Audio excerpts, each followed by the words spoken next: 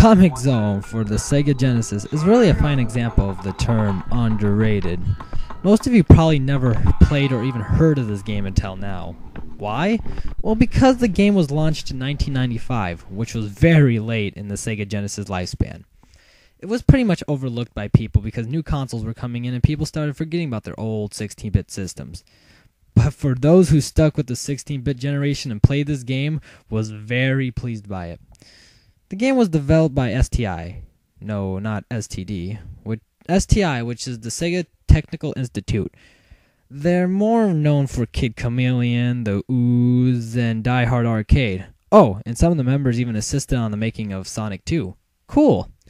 Now for the game itself. What can I say? It's a very unique style game for the time, really. Or any time, in that fact.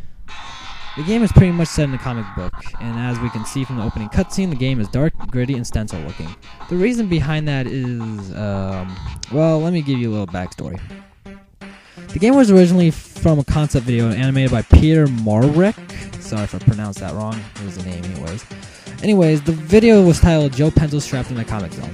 The video was made in 1992 to show people how video games and comic book elements would blend in together. The Sega pretty much saw this as a great idea for a game and hired Peter to design and produce a game about it. They hired 2 comic book animators from Japan to draw the backgrounds and animation and all the sprites for the characters, so the whole game is drawn in comic book form. Everything from the title to the ending credits are all drawn, like I said, which is pretty amazing and is why this game stands out from the others of the 16-bit era. The game is about Sketch Turner, who is a rock musician who needs money, so he pretty much makes comic books for a living. The comic books are made from Sketch's dreams and nightmares. Just keep that in mind But one night, while Sketch is working on his comic book, a lightning bolt strikes the book and releases one of the villains from the story. And thus, he puts our hero Sketch in the comic book, and that's pretty much it. The game has pretty smooth controls for a beat 'em up.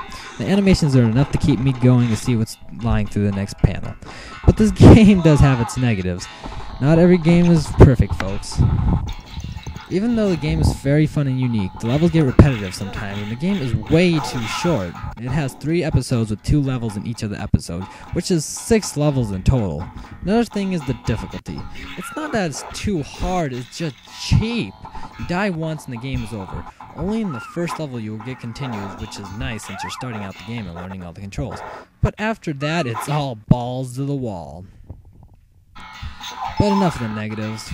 Another thing, which is the best for last, in my opinion, is the soundtrack.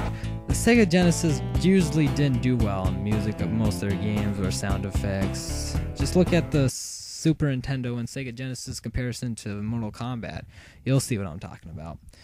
But this has to be one of the best video game soundtracks in my opinion. It's easily in my top 10 with Zelda, Ocarina of Time, and Earthbound. The soundtrack has a 90s retro feel to it, and it goes very well with the design of the game. Hell, they even released a CD album for the game, which you can probably get off eBay for something for $5 or something. The game was also ported to the Game Boy Advance and the Wii Shop channel and the Xbox Live Marketplace. I'd buy it if you have some extra Wii points or MS points laying around, but the Game Boy Advance version wasn't the best port. Don't get me wrong, it's still a good port, but it's just not as good as the original.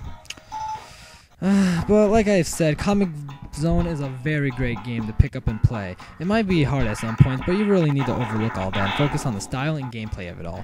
It was a very unique game when it was released back in 1995, and it's still unique now. So what's the final verdict? Hell, I'd pick up this game over Call of Duty and GTA any day.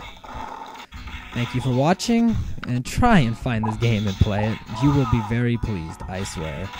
Bye for now.